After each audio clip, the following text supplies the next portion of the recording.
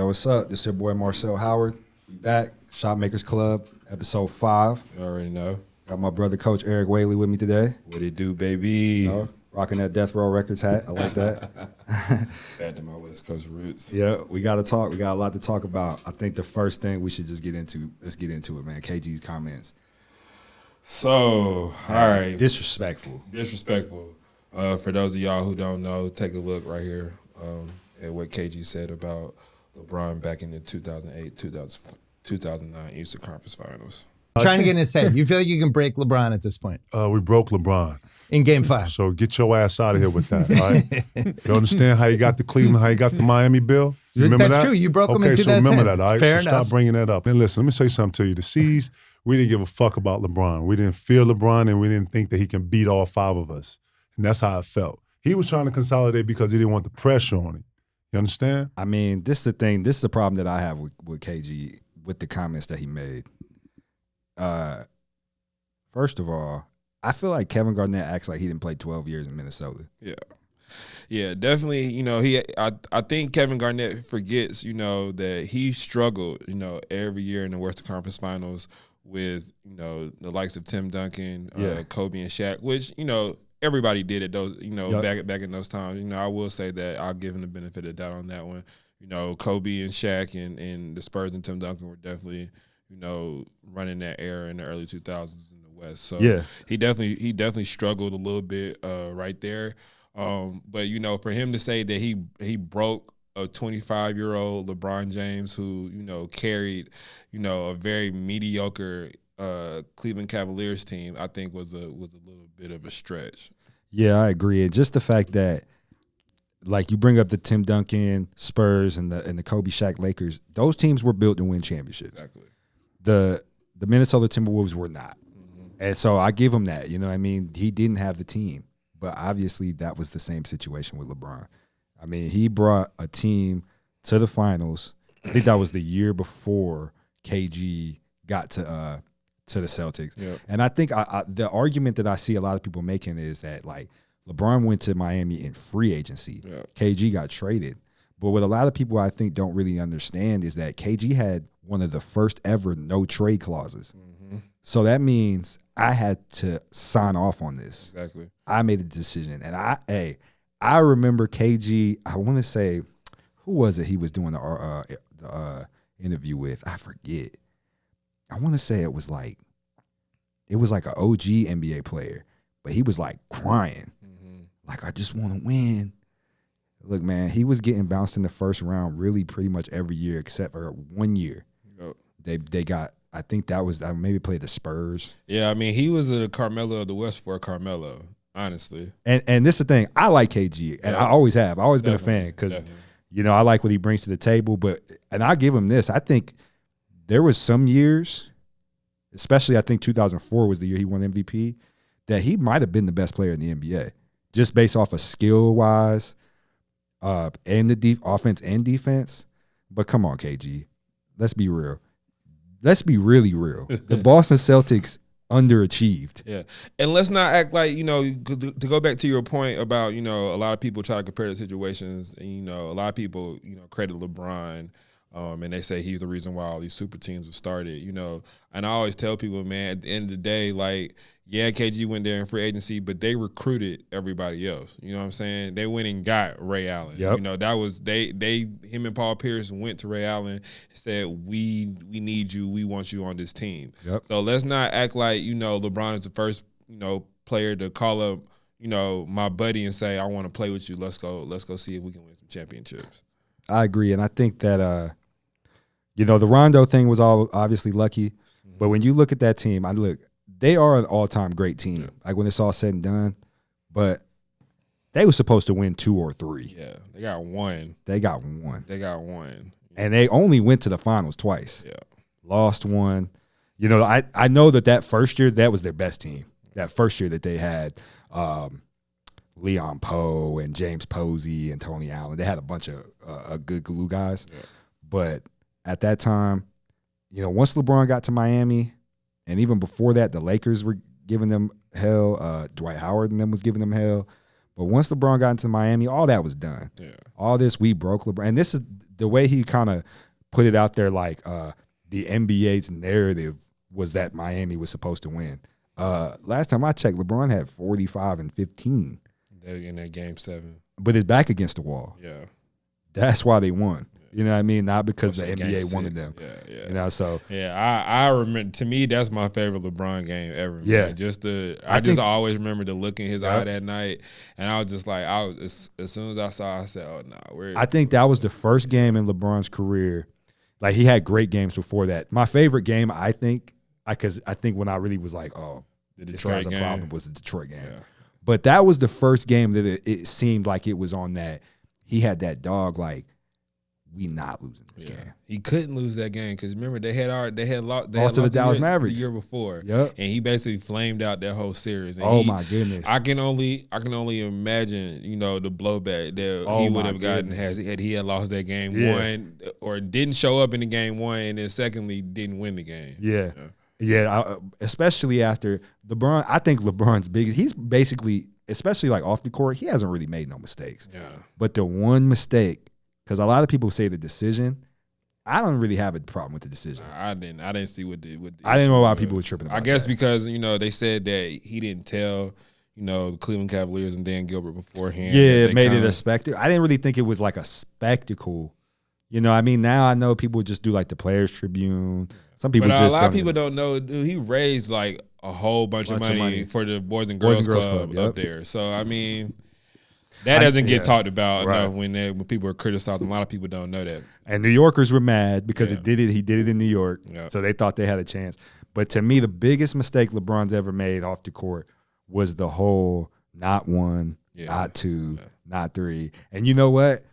When you watch that clip, you see D Wade and Chris Bosh like, whoa, you need to chill. Yeah, like they kind of had that look like, because D Wade had already won one. He knew what it takes, what it took to get there, and how hard it was. So he like, dude, I got one. And I ain't been back since. Yeah, you know what I'm saying? When he got to like 5, 6, 7, they was both like, so yeah, man. And then not only did KG have some shade to throw, but another ex-Boston Celtic, Doc Rivers, threw some shade. Yeah, when it rains, it pours. Talking about the load management. What did he say? I believe he said something along the lines of, basically, I don't know how how the Lakers do things over there, but I think they basically just do whatever LeBron says.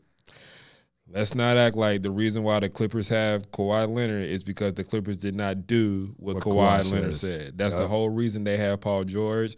That's the whole reason why he doesn't play back-to-backs is because he told them, before I come here, I need 2 things. I need Paul George, and I'm not playing back-to-backs. Not playing back-to-backs. In fact, this is my schedule. These are the games I'm playing, and I'm bringing in my own doctors. Yep. So it sounds like I don't remember them doing any load management last year. Definitely definitely don't remember them doing any load management when they had Blake and CP3. Definitely don't remember Doc Rivers doing any load management when he had the Celtics crew. As they were getting closer to age, they were still playing 70, 80-something games a year. So I definitely don't remember any of that on Doc Rivers' part. So and speaking of KG, he probably could have used some of that. Definitely. Because he started towards I think the year that the Magic made the finals, he was hurt in the playoffs. Mm-hmm.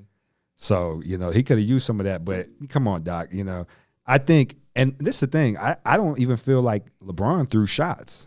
Right. I feel like they asked him about load management. Thing. Yeah, like you said, they asked him a question and he gave his answer. Because here's the crazy thing, though. It's just so crazy. And LeBron gets all this unnecessary, blowback for no reason whatsoever. There was a time when LeBron was sitting games every now and then. Like, it wasn't like, those last maybe 2 years with the Miami Heat. A lot of people don't realize, D Wade couldn't go every night. There were nights when LeBron was getting to the arena and he didn't know whether D Wade was playing or not. Yep. And so LeBron was steady out there.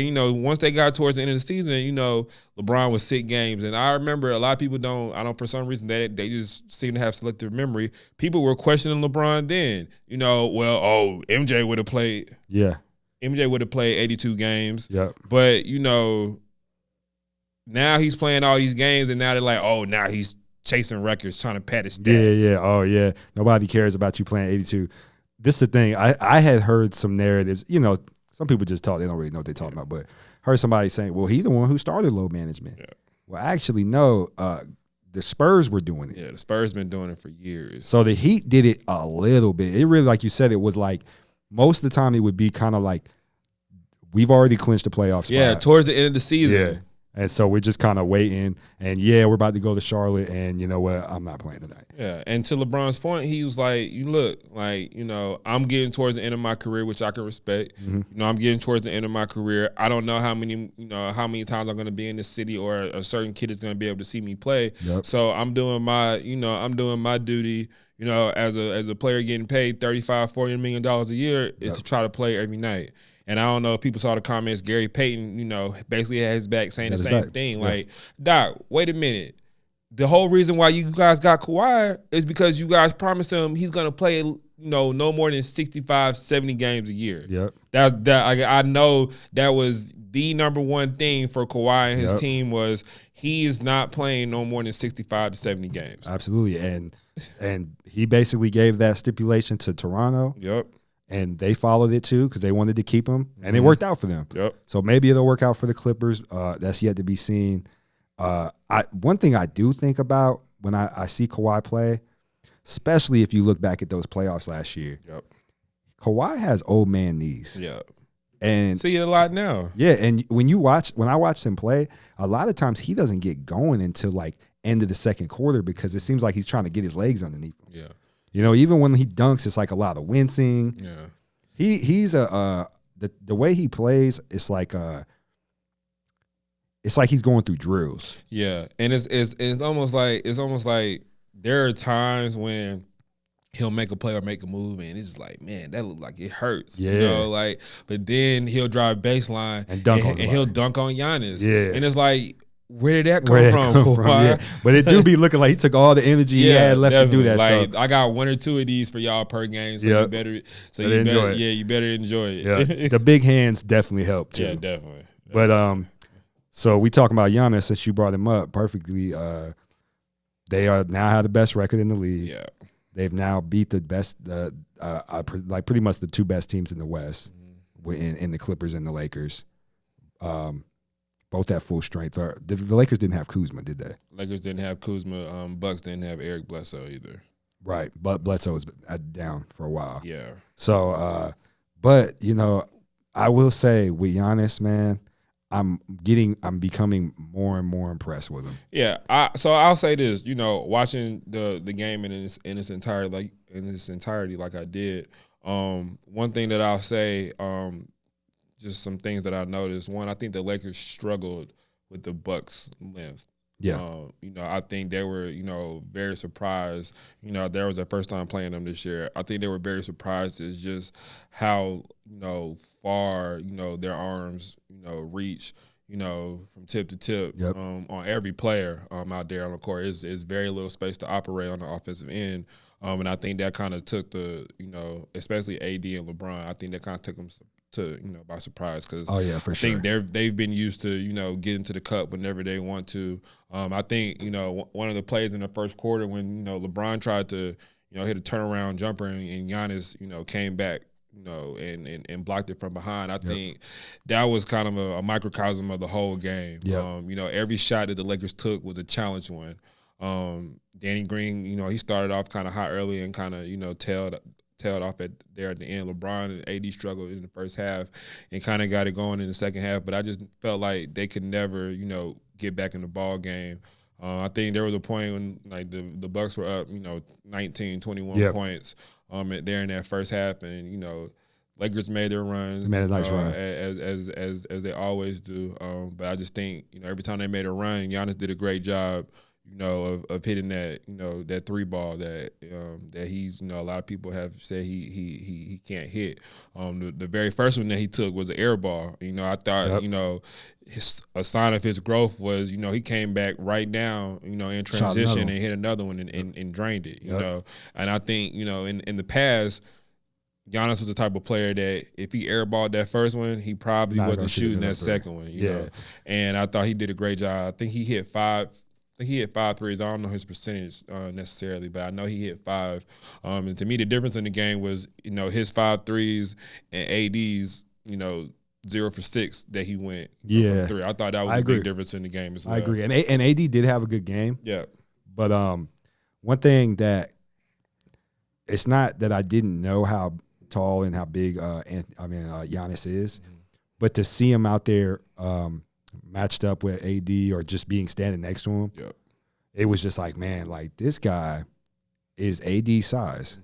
And AD is he's pretty mobile, but Giannis, bringing the ball up, hit 5 threes, and I'm always going to get 10 boards. Basically, so far this season, he's been a nightly 30 and 10. When you add 5 assists to that, man, I think now it's his MVP to lose. Yeah, definitely.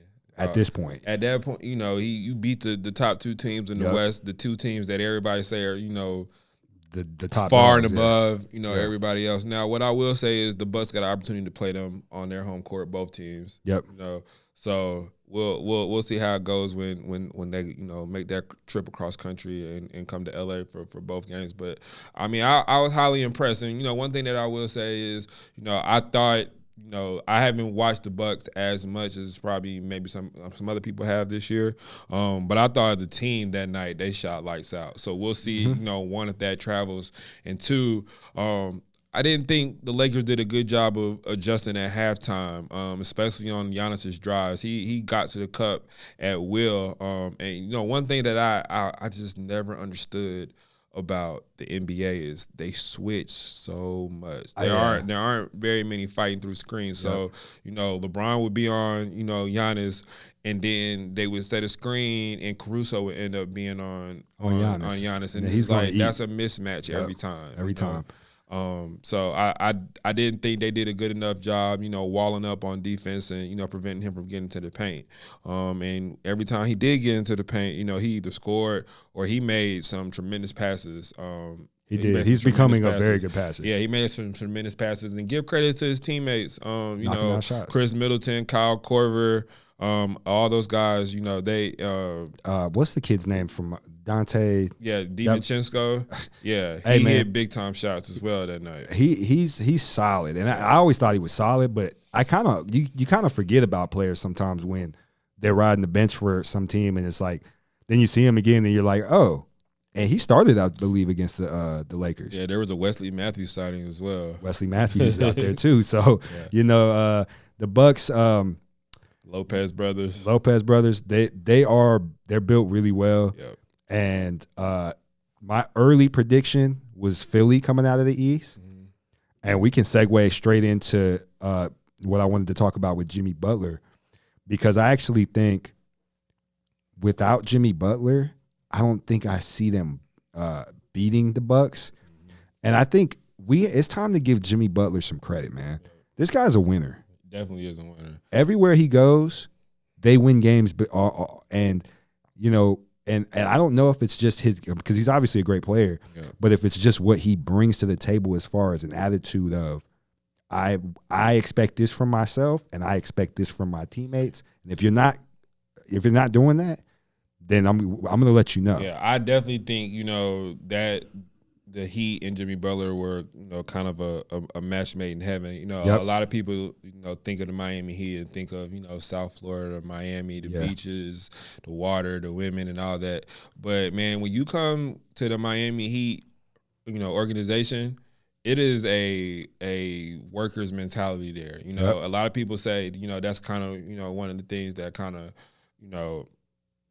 wave LeBron off a little bit is, it's either Pat Riley's way or the highway. You know what I'm saying? No player is going to come. I don't care who you are. No player is going to come in there and, get all these demands that they want.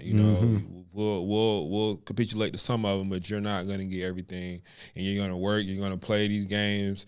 You're going to play defense. You're going to play hard every night. Yep. And we're going to do our best to win. And there's no sitting and doing whatever it is that you want. That's a great point. Because I think when LeBron was in the Heat, the narrative was never, oh, LeBron Like they do what LeBron wants. LeBron gets this coach fired. I mean, Spo was there the entire time. Yeah. And there, there's even that story where they said LeBron and all them went up to Pat Riley in the office and was like, "Dude, we need you down here." When they first got there, and they were struggling a little bit out the gate. And there's a story that, like you said, LeBron and them went up to Pat Riley and was like, "Dude, we need you coaching." And they're like, Pat Riley's like, "Nah, I got my guy. Spoelstra is coaching." And Spoelstra at this point now, he's got to be one of the longest tenured coaches for a team, and definitely a candidate right now.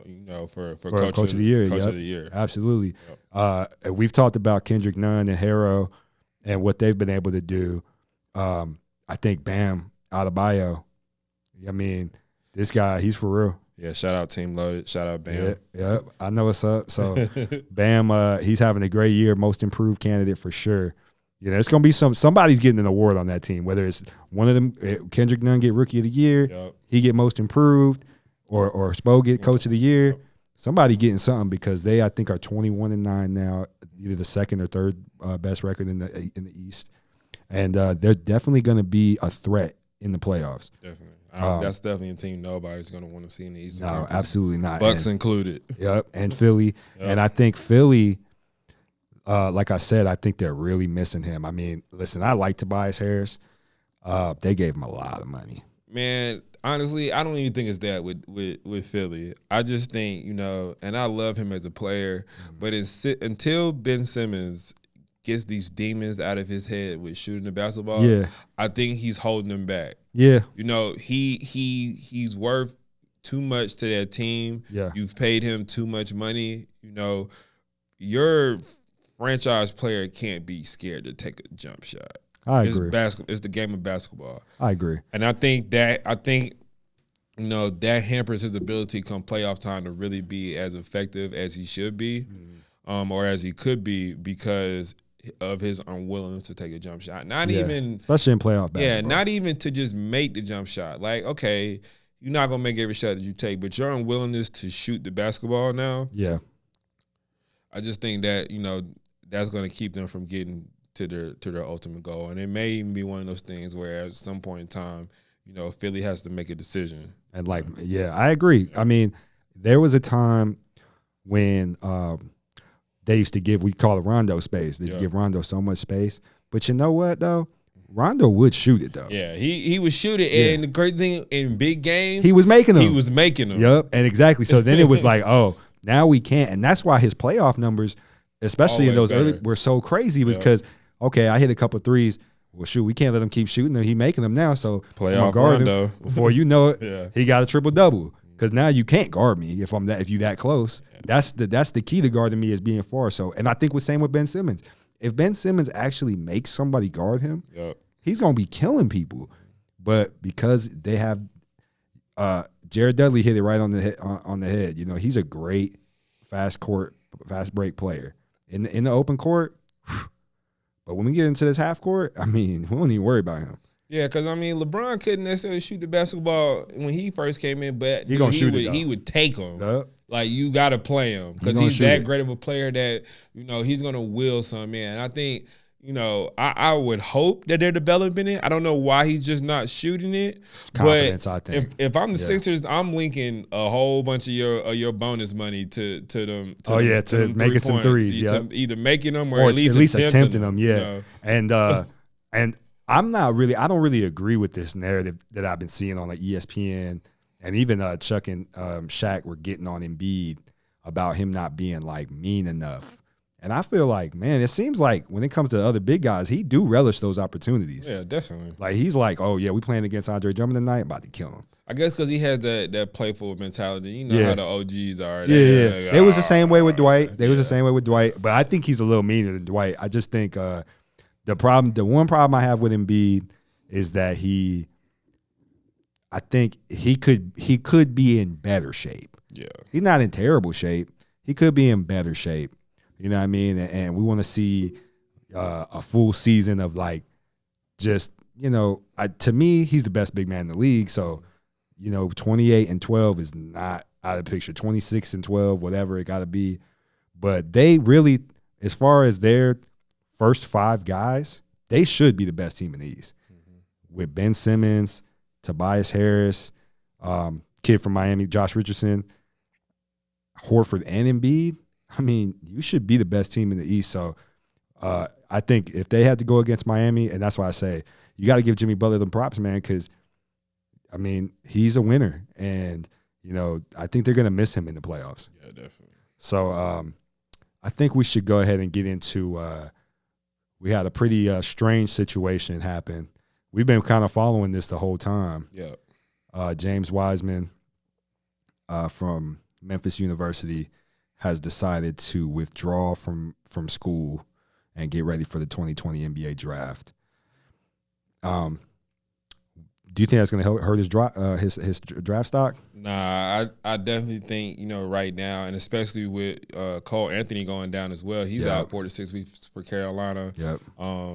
LaMelo, he's overseas, so, you know, it's not like every, you know, NBA player or, you know, agent or, you know, GM or whoever, assistant GM, scout, not like they can just turn on the TV and watch him either. So the top 3 draft picks right now that was besides Anthony Edwards as well, the top, you know, 3 or 4 draft picks, 3 of them, you know, are either hurt or, you know, not available. Yeah, not available to watch. So I definitely don't think it's gonna hurt his you know, draft stock. I think you know, a lot of NBA execs and GMs, you know, they pretty much saw what they needed to see when he was playing. Yeah. The couple games that he did. And I think they were pretty convinced when he was coming out of high school that, you know, this is a kid that's going to be a top draft pick. Yeah. So I don't necessarily think it's going to hurt his draft, you know, stock too much unless, you know, maybe like a Cole Anthony comes back and he has like a crazy, you know, conference season, or, you know, he has like a crazy conference tournament or NCAA tournament. I don't really think he can do too much to, you know, mess up his draft stock. Now, maybe if Anthony Edwards, you know, somehow, you know, had like a Kimba year, because I don't think they're going to get a at-large bid.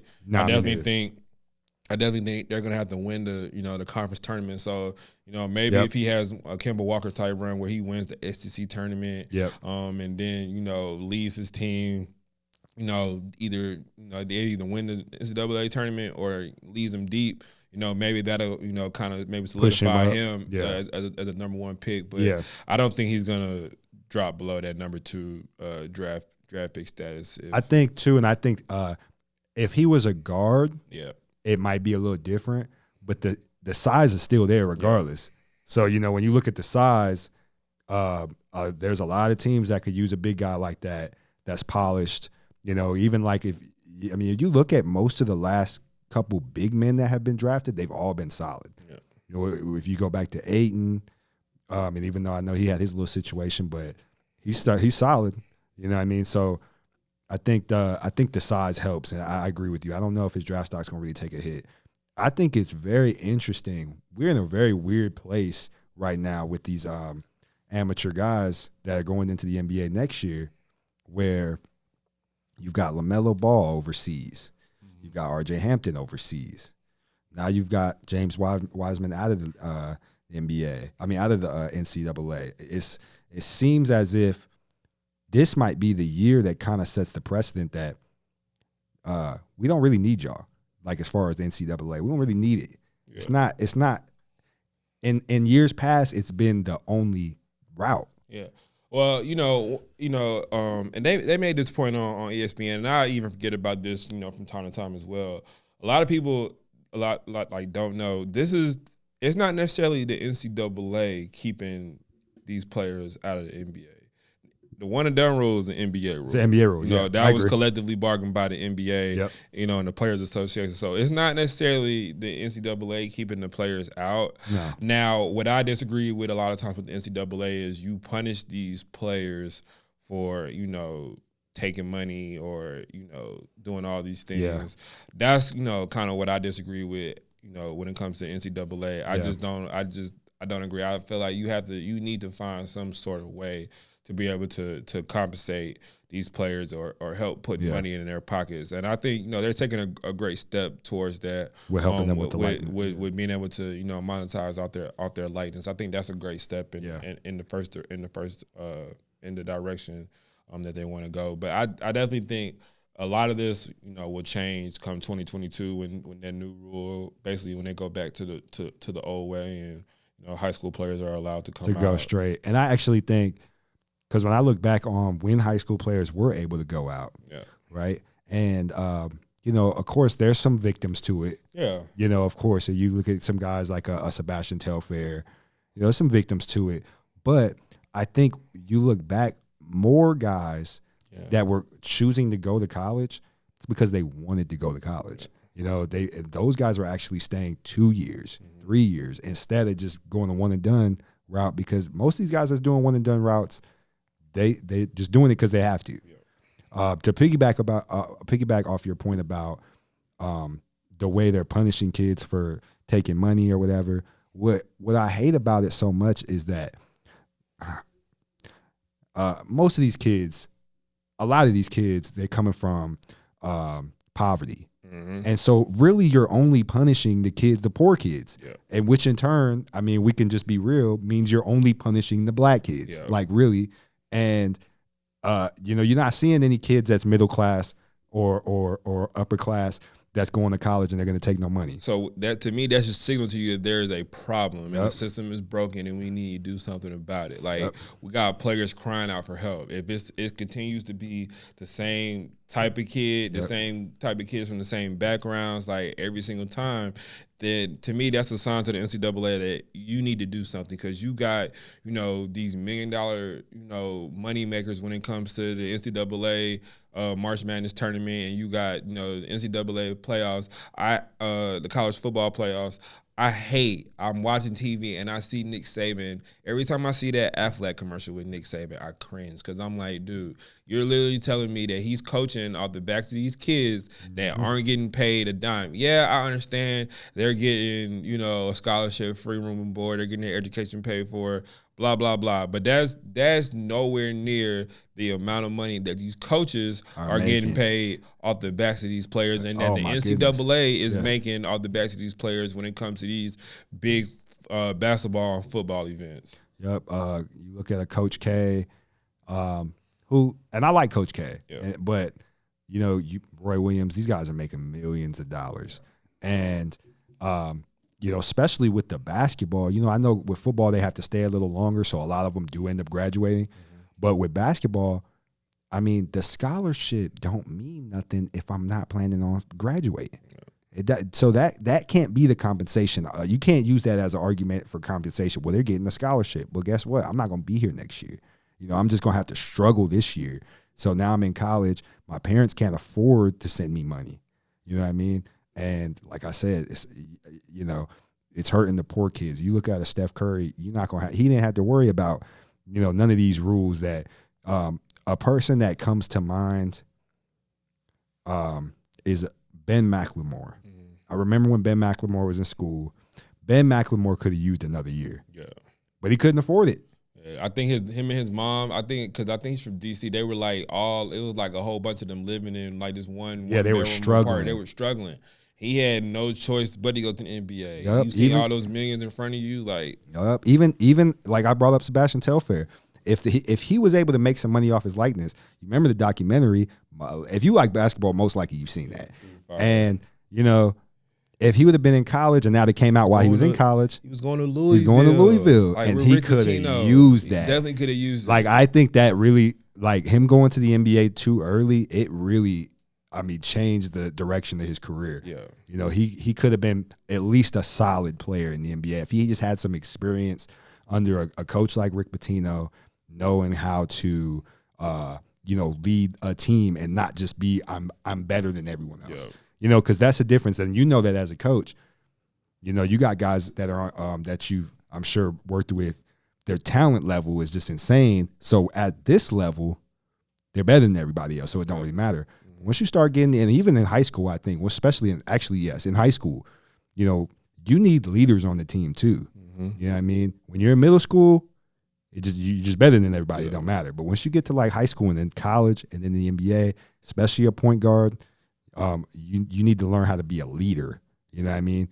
And so some kids need that, But I'm just happy that this, especially now that we're doing the podcast, it's actually like came together at a perfect time, you know, because we want to get some kids in here, which, like I said, it helps us, but it also helps them now that they can make money. You know, this is the beginning of you building your brand. Exactly. You know what I mean? So, like I have said before, if Zion could have made money while he was at Duke, he would have made a ton of money while he was at Duke. Yeah. So, I think that, man, that was a good podcast, man. I think we got about 35 minutes in, and that was a good one. Yeah, man. I know you got the tournament coming up. Yeah, birthday weekend, SL birthday weekend. So that's gonna be my birthday present. I'm going to watch some Hoopers. Yeah, man. Shout out to my boys, my Westminster boys. Got another dub last night over Gaston Day, 12-1. I told Will and Darian and Ja, I shot them out this morning because today because they got it in with me this morning. Day after the game. So shout out to those three.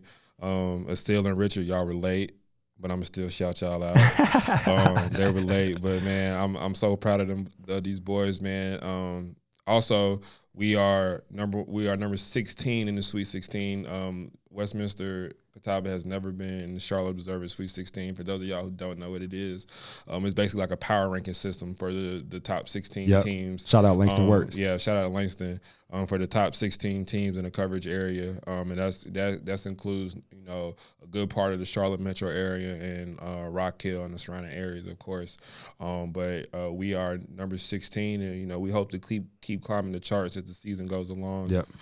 So that's definitely a blessing, man. Everything is coming along just how me and Coach Addie envision it, man. And we think this year and seasons after this are going to be real special. And shout out Coach Addie because I know you guys had a little situation up there at Westminster Catawba. Yep. Somebody criticizing the culture. Yeah, saying there's now a thuggish culture at Westminster Catawba. Which we can break that down any way we want to break it down, but at the end of the day, the kids that you've got on your team, I mean, first of all, I didn't get that vibe at all. You know what I mean? They're regular kids, regular just like kids, everybody else playing ball. You know what I mean? It's competitive. Yep. You know what I mean? So yeah, and like like Coach Addie said before the game that y'all had, but my boy Adrian got the video of it. I thought he made a really nice speech about. Just because somebody's different than you, they come from a different background, man. That don't mean they're thuggish. Yeah. I think that's one of the problems we have in this country as a whole is people just labeling people. Yeah, without even getting to know them. Without even getting to know them. So I thought that was beautiful, and I'm really happy y'all were able to pull that win out and have that moment with both teams because that's big. Yeah. So man, other than that, I think we gonna wrap it up here.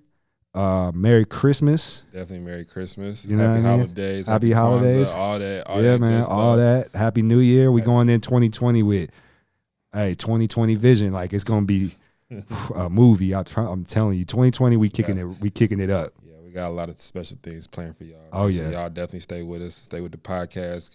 Keep listening. Keep sharing it. Share it with your friends, your family, all that.